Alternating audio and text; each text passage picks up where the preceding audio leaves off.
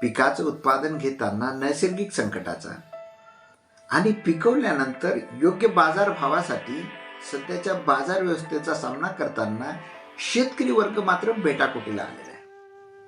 नमस्कार, मी संतोष वाळके, नोडल अधिकारी स्मार्ट प्रकल्प तथा प्रकल्प उपसंचालक आत्मा वाशिम. आज मी माझ्या अनुभवाच्या आधारे शेतकरी वर्गाची जी आजची स्थिती आहे त्याबाबत बोलणार आहे. आधीच्या काळात उत्तम शेती, मध्यम व्यापार आणि कनिष्ठ नोकरी असं असलेलं चित्र देश विकासाच्या दिशेनं वाटचाल करताना मात्र उलट झालेलं दिसतं. दिवसेंदिवस उत्तम शेती कशा प्रकारे कनिष्ठ होत गेली त्या प्रवासाचं मी आज पुनरावलोकन आपल्यासमोर मांडणार आहे. आपण सुद्धा चिकित्सक बुद्धीने या गोष्टी पडताळून पाहाव्या आणि आतापर्यंत काय चुकलं यामध्ये न अडकता आता काय पर्याय त्याबाबत आपण चर्चा करू. त्यापूर्वी मी आपल्याला सांगू इच्छितो की माझं शिक्षण MSc ॲग्रिकल्चर आहे.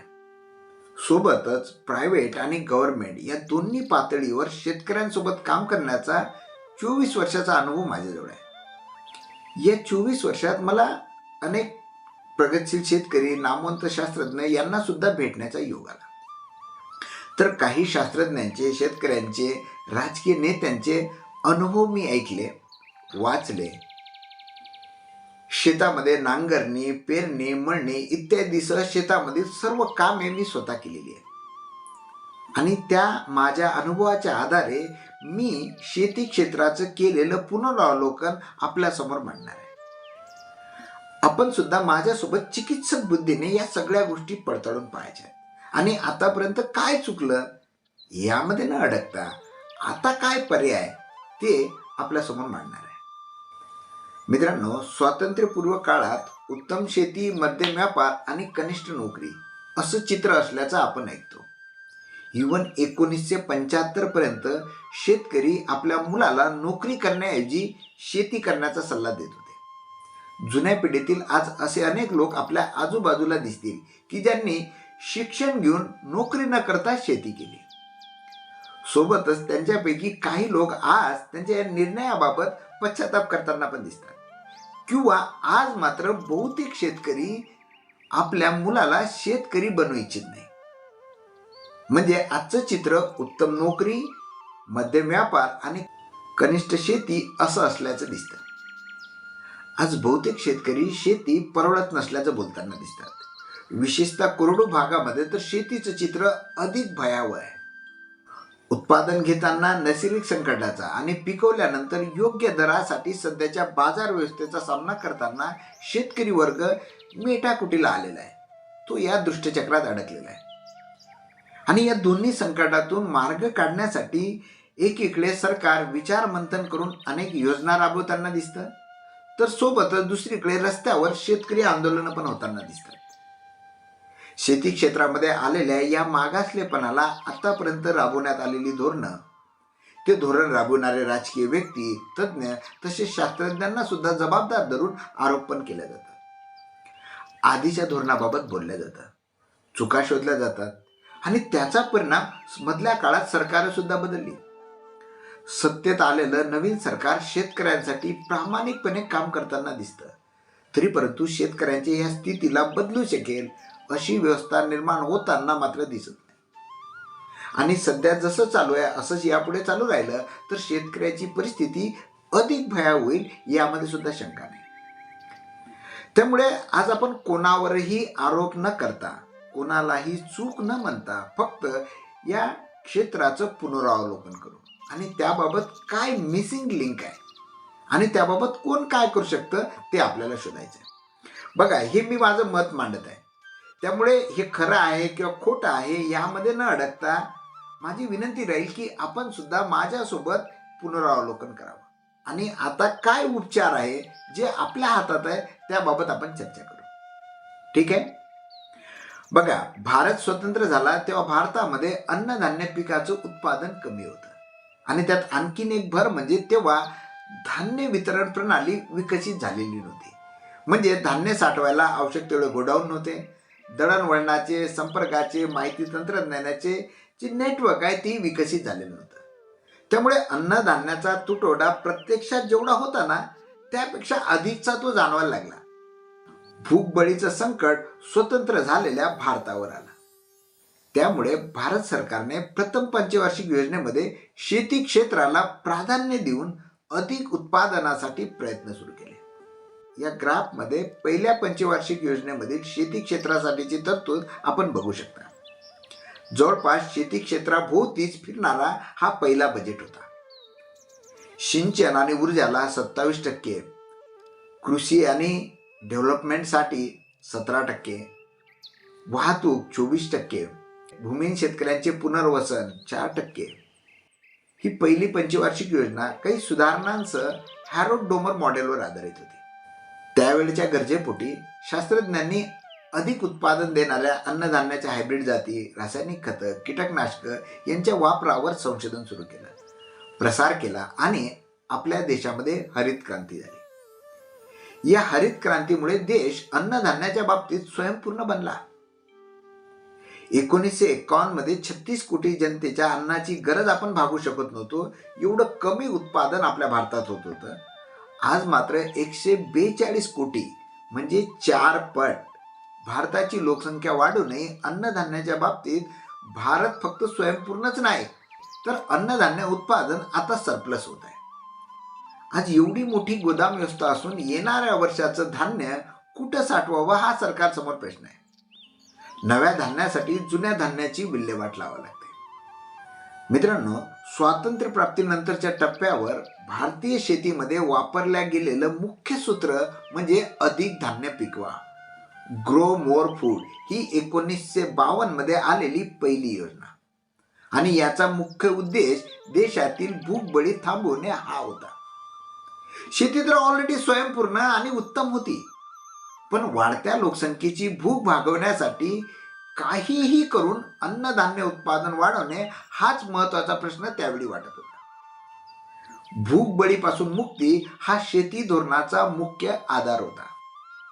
त्या काळच्या परिस्थितीत फक्त किसान आणि जवानच देशाला वाचू शकतो अशी स्थिती होती. जवान देशाचं संरक्षण करू शकतो आणि शेतकरी देशाला अन्नधान्य पिकवून वाढत्या लोकसंख्येची भूक भागवू शकतो. या दोघांना देशाची नाही तर देशाला या दोघांची गरज होती. त्यामुळे जय जवान जय किसान हा नारा देण्यात आला. परंतु जास्त अन्नधान्य उत्पादनासाठी हायब्रिड वाहन, रासायनिक खत वापरून महागडी शेती करणं म्हणजे मान्सूनच्या लहरीपणावर जुगार खेळण्यासारखं होतं. त्या काळी काही अपवाद वगळता आधुनिक सिंचन व्यवस्थेचा अभाव होता. सूक्ष्म सिंचन तर नावाला पण नव्हतं. आणि या गोष्टीची त्या काळच्या सरकारला आणि तज्ज्ञांना सुद्धा कल्पना होती. आणि मग साहजिकच 1951 मध्ये सुरू झालेल्या पहिल्या पंचवार्षिक योजनेत अन्न उत्पादन वाढवण्यासोबतच अन्नधान्य उत्पादनातील नैसर्गिक जोखीम कमी करण्यासाठी काही दीर्घकालीन परिणाम करू शकणाऱ्या धरणांच्या योजना आखल्या गेल्या, ज्यामध्ये भाकरा नांगल, हिराकुंड, दामोदर खोरे सारख्या प्रकल्पाला खूप मोठी तरतूद करून प्राधान्य देण्यात आले.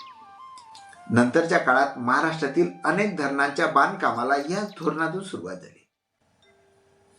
तरी परंतु आज महाराष्ट्रातील 82% क्षेत्र कोरडवाहू आहे. म्हणजे याचा अर्थ 82% शेतकरी निसर्गासोबत जुगार खेळत आहे. या जुगारामध्ये 1 वर्ष शेतकरी जिंकतो, 1 वर्ष निसर्ग आणि 1 वर्ष बाजार. ह्या प्रवासात वाढत्या लोकसंख्येची भूक मिटवण्यासाठी अन्नधान्याचं उत्पादन गरजेपेक्षा जास्त व्हायला लागलं, पण सोबतच त्या पिकवलेल्या अन्नाची क्वालिटी म्हणजे पौष्टिक तत्व मात्र कमी होत गेली. शिवाय तो अन्न पिकवणारा शेतकरी हा 3ऱ्या स्थानावर गेला. शेती कनिष्ठ बनली. त्यानंतर महालनोबिस मॉडेलवर आधारित दुसऱ्या पंचवार्षिक योजनेत औद्योगिकरणाला प्राधान्य दिले गेले. या औद्योगिकरणाच्या कालखंडात एक नवीन संकल्पना उदयास आली आणि ती म्हणजे इनपुट मॅनेजमेंट, ज्यामध्ये मुख्य सूत्र होतं की वेळ, श्रम आणि खर्च कमी करून उत्पादन वाढवणे. उद्योग क्षेत्रामध्ये ही संकल्पना यशस्वीपणे राबवली गेली. मोठमोठे उद्योग कमी वेळेत, कमी श्रमात आणि कमी खर्चात जास्त उत्पादन घ्यायला लागले. त्यामुळे जास्त नफा मिळून उद्योग क्षेत्राला भरभराटीचे दिवस येत असताना शेती क्षेत्र मात्र मागं पडत गेलं. सरकारला सुद्धा या गोष्टीची जाणीव आणि त्याच्या दूरगामी परिणामांची कल्पना आली होती. त्यामुळे त्या काळच्या सरकारने यासाठी अनेक योजना आणल्या, परंतु व्यवस्था मात्र बदलल्या गेली नाही आणि त्याचा परिणाम सरकार या विषयामुळे मात्र बदलले गेले. या दरम्यानच्या काळात वेगवेगळ्या मिनिस्ट्री निर्माण झाल्या. मिनिस्ट्री ऑफ कॉमर्स, ग्रामीण मंत्रालय, कृषी मंत्रालय अशा मंत्रालयाच्या माध्यमातून उद्योग क्षेत्रामध्ये यशस्वी झालेलं इनपुट मॅनेजमेंट सूत्राच्या आधारे शेती क्षेत्रामध्ये योजना राबवल्या गेल्या. परंतु बिघडलेली व्यवस्था सुधारण्याऐवजी अधिकच बिघडत गेली. हे करताना सरकारची कितीही प्रामाणिक इच्छा असली तरी मात्र फायदा होताना दिसत नाही. कारण ह्या गोष्टी इच्छा, आस्था, लोभ किंवा भीतीनं चालत नाही. ह्या गोष्टी व्यवस्थेने किंवा सिस्टीमनं चालतात. ही व्यवस्था मात्र तिथं बदलल्या गेली नाही आणि या व्यवस्थेमध्ये शेतकरी अधिकच अडकले जात आहे. मी आता जे काय बोलत आहे ते खरं आहे आणि ते आपण मानावं असं मी म्हणत नाही आहे. आपण या गोष्टीच्या खोलात जाऊन पुनरावलोकन करू शकता. यातील एका विषयासाठी PhD केली तरी कमी पडेल. त्यामुळे मी शक्य तेवढं थोडक्यात आणि आपल्याला समजेल अशा भाषेत मांडण्याचा प्रयत्न करतो. परंतु या ठिकाणी आणखीन एक गोष्ट लक्षात ठेवायची, ती म्हणजे पुनरावलोकन करणे म्हणजे आपल्या चुकाला तपासून योग्य दिशेने जाण्याची जबाबदारी घेणे. जबाबदारी स्वतः स्वीकारायची असते. ती आपल्यावर कोणी लादू शकत नाही. बंधनं लादल्या जातात, जबाबदारी स्वीकारल्या जात असते. ओके, आता आपण पुढे जाऊ. आपल्या लक्षात आलं असेल की सुरुवातीच्या काळात पर्यावरणाचा, आरोग्याचा कोणताही विचार न करता जास्त उत्पादन देणारी रासायनिक शेती सुरू झाली आणि ती त्या काळाची गरज होती. देशाची भूक मिटवणे प्राधान्य होतं आणि देश त्यामध्ये यशस्वी झाला, पण शेती मात्र मागं पडली. त्यामुळे मग उद्योगधंद्यामध्ये यशस्वी झालेलं सूत्र साहजिकच शेतीमध्ये सुद्धा वापरण्याबाबत प्रयोग व्हायला लागले आणि ते सूत्र म्हणजे श्रम, वेळ, धन कमीत कमी वापरून जास्त उत्पादन घेऊन नफा वाढवणे. आधीची शेती कष्टाची आणि श्रमाची होती आणि या नवीन सूत्रानुसार मग श्रम कमी करणे, त्यासाठी लागणारा वेळ आणि धन वाचवणे, याबाबत नेमकं काय करता येईल यासाठी शास्त्रज्ञांना संशोधन करायला सांगितलं गेलं. पीक उत्पादनातील एक ऍक्टिव्हिटी बाबत या सूत्राद्वारा काय संशोधन झालं आणि त्याचा काय परिणाम झाला हे आता आपण एक बघू. आधी बघा, 1 एकर शेती नांगरण्यासाठी 2 दिवस लागायचे आणि त्यासाठी कमीत कमी 4 बैल, 3 मजूर आणि 1 नांगर, बरोबर. याचा आजच्या दराप्रमाणे हिशोब लावतो तर 3 मजुराची 2 दिवसाची मजुरी कमीत कमी 2400 रुपये, 2 बैल जोडीची 2 दिवसाची मजुरी 2000 रुपये, म्हणजे एकूण 4400. हा आकडा अंदाजी आहे. आपल्या भागात हा खर्च कमी जास्त होऊ शकेल.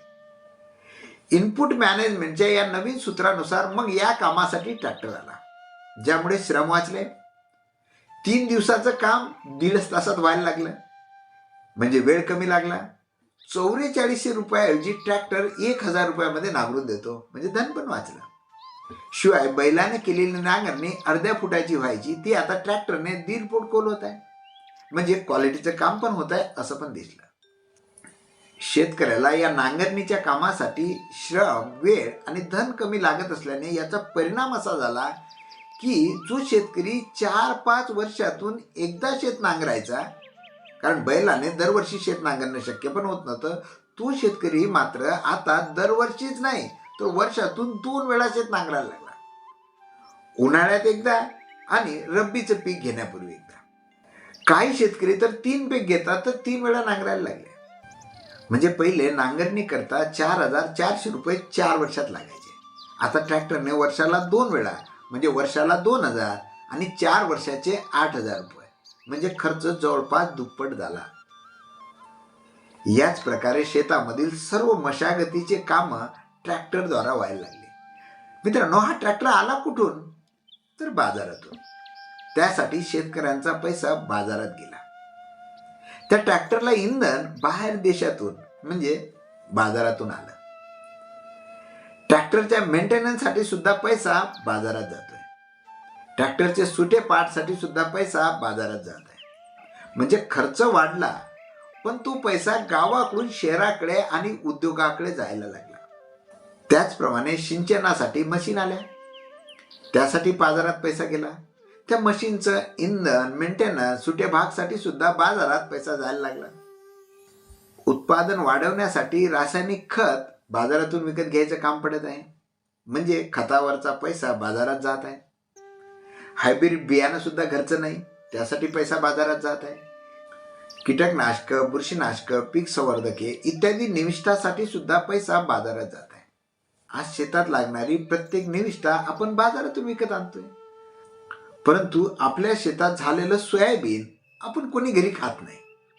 आपल्या शेतात उत्पादित झालेलं सोयाबीन बाजारात ठोकमध्ये विकल्या जाते, ज्याची किंमत डिमांड अँड सप्लाय म्हणजे पुरवठा व मागणीच्या नियमानुसार ठरते. आणि त्यामध्ये व्यापाऱ्याची मनमानी होऊ नये म्हणून MSP आला, मिनिमम सपोर्ट प्राइस. पण MSPच्या दराला कधीच पीक परवडत नाही. फक्त शेतकऱ्याला जास्त नुकसान होऊ नये आणि व्यापाऱ्यांनी जास्त फायदा उचलू नये यासाठी MSP आली. फक्त थोडी जोखीम कमी केली. MSP म्हणजे शेतकऱ्याला कमीत कमी मदत होईल अशी किंमत. MSP कोण ठरवतं? तर सरकार. आणि डिमांड अँड सप्लाय नुसार जे दर ठरतात ते कोण ठरवतं? तर बाजार. या दोन्ही किमती ठरवण्याचा अधिकार शेतकऱ्याला नाही. आपण जर बारकाईनं पाहिलं तर आपल्याला दिसेल की प्रत्यक्षात शेती कोण करत आहे? तर हा बाजार. त्या बाजाराच्या फायद्यासाठी शेती शेतकऱ्याकडून स्वस्तामध्ये करून घेतल्या जात आहे. या अन्नधान्य उत्पादन वाढीच्या कार्यक्रमात भूकमारी कमी करणे म्हणजे ग्राहकाला लाभ होणे हा गोल होता.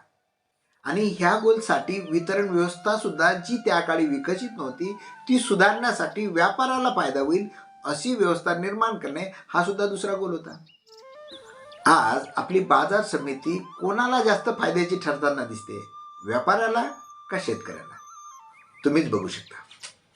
बरं, त्यापुढे जाऊन पाहिलं तर आपल्या सोयाबीनवर प्रोसेसिंग म्हणजे व्हॅल्यू ॲडिशन कोण करतं? तर बाजार. आधी तेल घाण्या गावागावात होत्या, रोजगार गावागावात निर्माण होत होता. आता 2 जिल्ह्यासाठी एकच सोयाबीनचं प्रोसेसिंग युनिट सफिशियंट आहे. एका सोयाबीनच्या प्रोसेसिंग युनिटची क्षमता प्रतिदिन 15,000 क्विंटल असते. आणि हे युनिट सहसा सामान्य शेतकऱ्याला पाहायला पण मिळत नाही, तर त्याबाबत काही करण्याचा तर प्रश्नच नाही. विचार पण साधा करू शकत नाही. आपण पिकवतो ते ग्राहकाला स्वस्त मिळण्यासाठी. पहिले गरीब भुकेने बळी जात असलेल्या भारतीय नागरिकांसाठी शेतकरी पिकत होता. आता सोयाबीनचे शेतकरी म्हणतात की शेती परवडत नाही. आता परवडत नसताना सोयाबीन कोणासाठी पिकवतात? आपण सोयाबीन पिकवतो पण आपण स्वतः तर खात नाही. आपण कधी विचार केला? आपल्या सोयाबीनचे दर ठरतात ते अमेरिकेतल्या DOCच्या दरावर. म्हणजे आपल्या शेतातील सोयाबीनची DOC जाते अमेरिकेतल्या जनावरांचं खाद्य म्हणून. अमेरिकेला त्यांच्या इथं येत असलेल्या लागवड खर्चापेक्षा कमी किमतीत भारतातून जर क्वालिटी नॉन GMO सोयाबीनची DOC मिळत असेल तर आपण सोयाबीनची शेती कोणासाठी करत आहोत? तुम्हीच विचार करा. अमेरिकेतल्या डुकरांना स्वस्तात प्रोटीनयुक्त अन्न पुरवण्यासाठी आपण सोयाबीनची न परवडणारी शेती तर करत नाही आहे ना. बरं, हे सर्व करताना शेतकरी पण एक माणूस आहे आणि त्याच्या अनेक गरजा आहेत. तो एक मोठा ग्राहक आहे. शेतकऱ्याला सुद्धा अन्नधान्य, डाळ दाणा, कपडा लत्ता लागतो आणि तो सुद्धा कुठून येतो? तर बाजारातून. त्यासाठी सुद्धा बाजारात पैसा जातो. आपल्याला दिसेल सोयाबीनचा शेतकरी दैनंदिन लागणाऱ्या सगळ्याच गोष्टी बाजारातून विकत आणतो. आज सोयाबीन घेणाऱ्या शेतकऱ्याच्या शेतात रानभाज्या पण मिळत नाही. घरासाठी साहित्य असो, गाडी असो, पेट्रोल असो, शिवाय शेतामध्ये लागणाऱ्या निविष्ठा जसं खत, बियाणं सुद्धा तो विकत आणतो. शेतकऱ्याला लागणाऱ्या ह्या दररोजच्या जीवनातील गोष्टी खरेदी करताना मात्र तो MRP वर खरेदी करतो. ही MRP म्हणजे विक्री किंमत. मात्र तो शेतकरी ठरवत नाही, तर ती वस्तू निर्माता ठरवतो. म्हणजे MRP बाजार ठरवते. बरं, या सर्व गोष्टीचं केंद्र काय राहिलं? तर पैसा. म्हणजे हे सर्व घटक एकमेकांशी पूरक नसून एकामुळे दुसऱ्याचं शोषण होत असल्याचं दिसतं. शिवाय या ठिकाणी समन्वयाचा आणि विश्वासाचा अभाव आहे. सोबतच आताच्या रासायनिक शेतीमध्ये पर्यावरणाचा पण ऱ्हास होत आहे. म्हणजे ही रासायनिक शेती पर्यावरणाला सुद्धा पूरक नाही. सोबतच शेतकरी आत्महत्या होत आहे, म्हणजे शेतकऱ्याला सुद्धा पूरक नाही. म्हणजे ही निसर्गाची व्यवस्था नाही आहे. जी हजारो वर्षापासून शेती आजपर्यंत टिकली, शेती उत्तम होती, तिथे व्यवस्था होती निसर्गाची, ती व्यवस्था मात्र आज नाही आहे. ही निसर्गाची व्यवस्था नाही आहे, ही मिसिंगलिंग या ठिकाणी आहे. बरं, आता या सगळ्या गोष्टीचा परिणाम काय झाला? आता काय समस्या निर्माण झाल्या? तर नवीन पिढी शेती करण्यात फारशी उत्सुक नाही. इव्हन शेतकऱ्याच्या पोराला लग्नासाठी मुलगी पण मिळत नाही. सध्या कदाचित आपण या विषयाला फार लहान सहान गोष्ट समजत असाल, परंतु ही मोठी गंभीर समस्या आहे. रासायनिक शेतीमुळे आरोग्याच्या सुद्धा समस्या निर्माण झाल्या. जो ग्राहक भुकेनं त्रस्त होता, आज त्याची भूक भागली, परंतु तो आता हेल्थ कॉन्शियस झाला. त्याला ऑर्गॅनिकची गरज निर्माण झाली. ही सुद्धा शेतकऱ्याची गरज नाही आहे, त्या ग्राहकाची आहे. म्हणजे आधी या ग्राहकाची भूकबळीची समस्या होती आणि त्याच्यासाठी स्वस्तात शेतकरी अन्नधान्य पिकवायला लागला. आता पौष्टिक ऑर्गॅनिक अन्नाची गरज आहे आणि त्यासाठी सुद्धा आता काही शेतकरी ऑर्गॅनिक शेती करतात. ही ऑर्गॅनिक शेती म्हणजे सेंद्रिय शेती चांगली असून सुद्धा लोकप्रिय होताना मात्र दिसत नाही. कारण त्यामध्ये उत्पादन कमी, खर्च जास्त आणि ग्राहक त्या झालेल्या खर्चानुसार भाव द्यायला पण तयार नाही. म्हणजे ऑर्गॅनिकची शेती करायची ती ग्राहकाला स्वस्तात ऑर्गॅनिक पौष्टिक अन्न पुरवण्यासाठी. बरं, या ऑर्गॅनिक शेतीसाठी लागणाऱ्या निविष्ठांची उपलब्धता, जसं सगळी शेती जर ऑर्गॅनिक करतो म्हटलं तर त्याला एवढं शेणखत, गांडूळ खत आवश्यक त्या प्रमाणात कुठून मिळणार? आताच्या काळात ते सुद्धा अशक्य आहे. शिवाय त्यावर होणारा खर्च आणि कमी उत्पादन यामुळे सुद्धा ही सेंद्रिय शेती परवडत नसल्याचं चित्र आहे.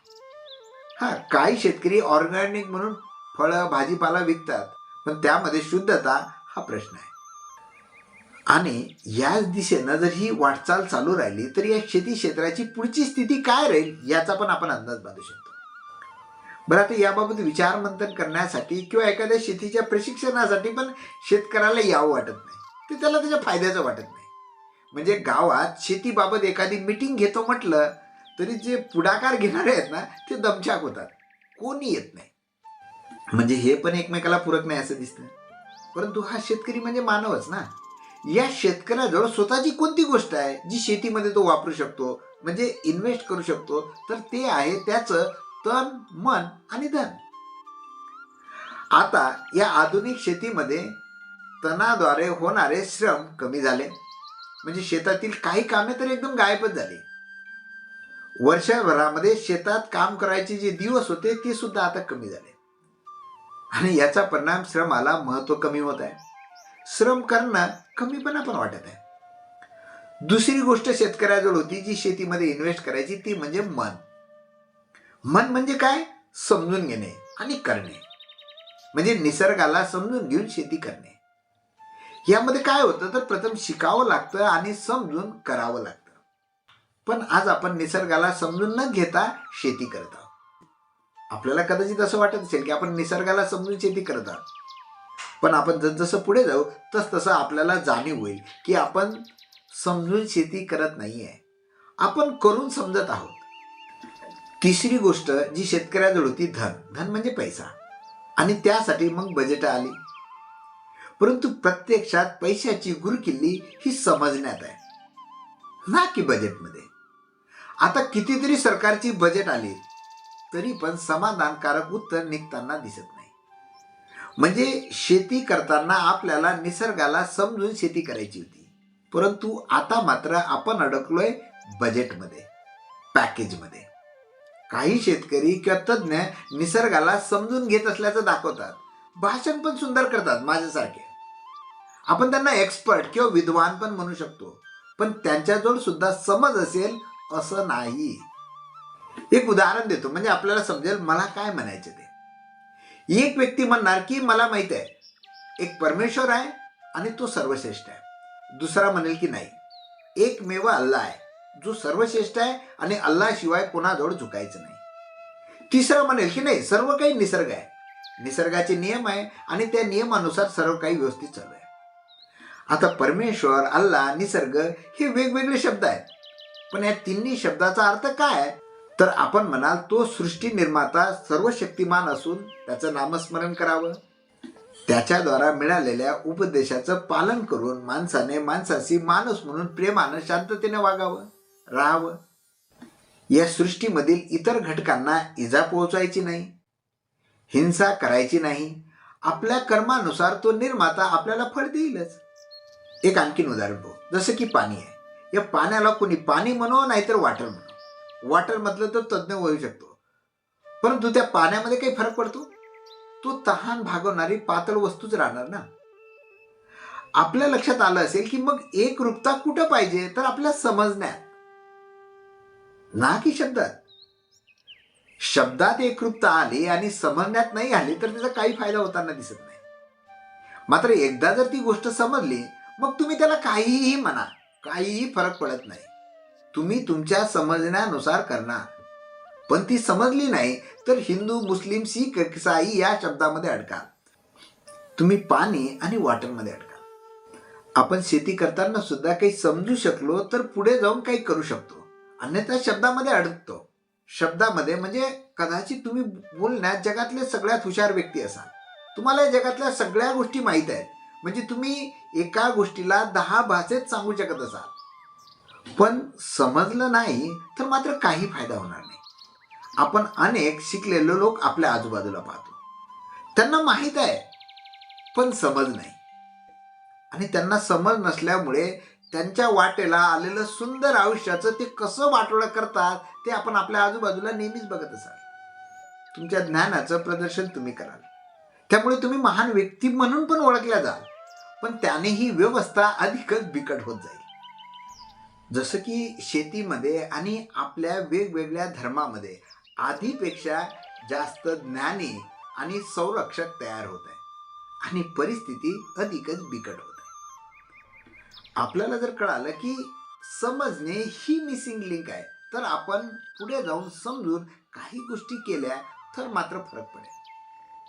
तर आता प्रथम आपण निसर्गाची व्यवस्था अभ्यास करून समजून घेऊ. पहिले बघू जमीन, वायू आणि पाणी, जे श्वास घेत नाही, पण त्यांच्यात भौतिक रासायनिक संतुलन राहण्यासाठी काही क्रिया मात्र स्वतःहून घडताना दिसतात. त्यांना कोणी डिस्टर्ब केलं नाही तर ते स्वतःहून त्यांचे जे भौतिक रासायनिक गुणधर्म आहे त्यामध्ये संतुलन ठेवण्यासाठी ते स्वतः सक्षम आहेत. त्यांना इतरांच्या मदतीची आवश्यकता नाही आहे. दुसरा घटक या निसर्गातला म्हणजे वनस्पती. मग ते छोटे असो, मोठे असो, झाडं असो, झुडपं असो, यामध्ये बघितलं तर आपल्याला दिसेल की हे रासायनिक भौतिक संतुलनासोबत श्वास घेतात आणि रिप्रोडक्शनचं काम पण करतात. म्हणजे त्यांची वंश परंपरा त्यांना मानवाने जर डिस्टर्ब केलं नाही तर ते स्वतःहून कायम ठेवतात. तिसरा घटक म्हणजे पशुपक्षी, मानव सोडून. ते काय करतात तर रासायनिक भौतिक संतुलनासोबत श्वास घेतात, रिप्रोडक्शनचं पण काम करतात, आणि आणखीन एक गोष्ट त्यांच्यामध्ये आहे की ते स्वतःहून हालचाल करू शकतात, जी झाडं करू शकत नाही. आता या तिन्ही घटकांचे एकमेकांशी कसे संबंध आहेत ते बघा. जमीन ही वनस्पतीला पूरक आहे का, असा जर मी प्रश्न विचारला तर आपण काय म्हणाल? होय, जमीन ही वनस्पतीला पूरक आहे. आता मी दुसरा प्रश्न विचारतोय, वनस्पती जमिनीला पूरक आहे का, तर आपण म्हणाल होय. हे दोन्ही घटक एकमेकाला पूरक आहेत आणि ते एकमेकाला अधिक चांगलं बनवतात. झाडांचा पाला पाचोळा जमिनीला मिळतात, जमीन सुपीक बनते, आणि मग ती सुपीक जमिनीमध्ये वनस्पती अधिक सशक्त बनतात. म्हणजे वनस्पती आणि जमिनीचं रिलेशनशिप एकमेकाला पूरक आहे. त्याचप्रमाणे वनस्पती सुद्धा पशुपक्षाला पूरक आहे का, तर होय, पशुपक्ष्यांना वनस्पती अन्न पुरवतात. आता दुसरा प्रश्न, पशु पक्षी वनस्पतीला पूरक आहे का, तर आपण म्हणाल होय. वनस्पती एका ठिकाणाहून स्वतः दुसरीकडे जाऊ शकत नाही, पण ते दुसरीकडे नेण्याचं काम हे पशु किंवा पक्षी आपल्या विष्ठेद्वारा करतात. या झाडांची बिया एका ठिकाणाहून दुसऱ्या ठिकाणी घेऊन जातात, एकमेकाला मदत करतात. त्याचप्रमाणे आता जर मी पुढचा प्रश्न आपल्याला विचारला की पशु पक्षी जमिनीला पूरक आहे का, जमीन पशु पक्षाला पूरक आहे का, तर आपण म्हणाल होय, जमीन पण पशुपक्षाला पूरक आहे आणि पशुपक्षी पण जमिनीला पूरक आहे. जसं साधं उदाहरण घेतलं तर आपल्याला दिसेल, गांडूळ जमिनीला सुपीक बनवतो, तर जमीन हे गांडुळाचं खाद्य आहे. आता एक चौथा घटक. आता या चौथ्या घटकाचं म्हणजे मनुष्याचं नातं या 3 घटकाशी कसं आहे ते बघू. जमीन मनुष्याला पूरक आहे तर हो आहे. मनुष्य जमिनीला पूरक आहे का तर आपल्याला दिसेल नाही, त्याच्या विरुद्ध वागत आहे. मनुष्य त्याच्या फायद्यासाठी वेगवेगळ्या ऍक्टिव्हिटीमुळे सुपीक जमीन विषारी बनवत आहे. म्हणजे मनुष्य जमिनीसाठी पूरक नाहीये, विरुद्ध वागतोय. आता दुसऱ्या घटकासोबत रिलेशन बघू. वनस्पती मनुष्याला पूरक आहे का तर होय, पण मनुष्यामुळे वनस्पतींची वंश परंपरा धोक्यात आलेली आहे. अनेक वनस्पती आणि त्यांची देशी वाहनं तर गायबच झाली. आपल्यामुळे वनस्पतीची वंश परंपरा खंडित होत आहे, त्यामध्ये भेसळ पण होत आहे. म्हणजे मनुष्य वनस्पतीच्या विरुद्ध जात आहे. आता पशुपक्ष्यासोबत मनुष्याचं नातं बघा. पशुपक्षी मनुष्याला पूरक आहेत का तर आपण म्हणाल होय, पूरक आहेत. पशु स्वतःचं पोट भरल्यानंतर म्हणजे स्वतःचा फायदा नसताना मनुष्याला त्रास देतात का तर नाही. पण मनुष्य पशुला पूरक आहे का तर नाही. आपल्या लक्षात आलं असेल की मग गडबड कुठे आहे तर मानवाच्या समजण्यामध्ये. आणि आपला सुधार कुठे चालू आहे तर धरती बचाव आंदोलन, नदी बचाव आंदोलन, गो बचाव आंदोलन. मित्रांनो, निसर्गामध्ये सर्वांचं एकमेकाशी सह अस्तित्वाचं म्हणजे को एक्झिस्टन्सचं एकमेकाला पूरक असं नातं आहे. पूरकता म्हणजे तिथं उपयोगिता आहे आणि जिथं उपयोगिता आहे तिथं समृद्धी आहे. समृद्धी म्हणजे समवृद्धी. आपल्याला इथपर्यंत समजलं असेल अशी अपेक्षा करतो. आणि पुढील भागात अशा प्रकारच्या सह अस्तित्वाचं आणि शेतकऱ्यांच्या समृद्धीचं नैसर्गिक शेतीचं मॉडेल आपण पाहणार आहोत. याबाबत पद्मश्री सुभाष पाळेकर यांनी सुद्धा खूप संशोधन केलेलं आहे. आपल्या महाराष्ट्रामध्ये सुद्धा असे अनेक शेतकरी आहेत जे या पद्धतीनं स्वावलंबी नैसर्गिक शेती करत आहेत. गुजरातचे महामहिम राज्यपाल आचार्य देवव्रत यांनी सुद्धा या नैसर्गिक शेतीच्या मॉडेलवर गुरुकुल कुरुक्षेत्र येथे शास्त्रशुद्ध पद्धतीनं काम केलं आहे. आणि ते हिमाचलचे राज्यपाल असताना त्यांच्या मार्गदर्शनात हिमाचलमध्ये सुद्धा खूप चांगलं काम सुरू झालेलं आहे. गुजरातमध्ये सुद्धा खूप चांगलं काम सुरू आहे. अशा प्रकारचा नैसर्गिक शेती करणारा पहिला जिल्हा म्हणून गुजरातमधील डांग जिल्हा हा घोषित झालेला आहे. माननीय पंतप्रधान नरेंद्र मोदी यांनी सुद्धा याकरता देशभरातील शास्त्रज्ञांना संशोधन करायला सांगून आवश्यक ती मदत करत आहे.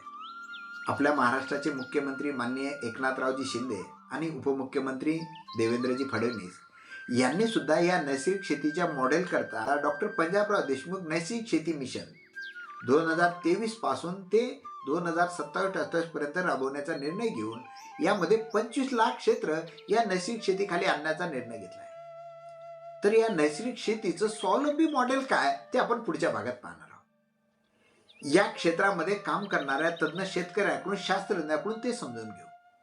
त्यासाठी ह्या चॅनलला सबस्क्राईब करून बेल आयकॉनला अवश्य क्लिक करा, म्हणजे पुढचे व्हिडिओ आपल्यापर्यंत पोहोचतील. तोपर्यंत नमस्कार.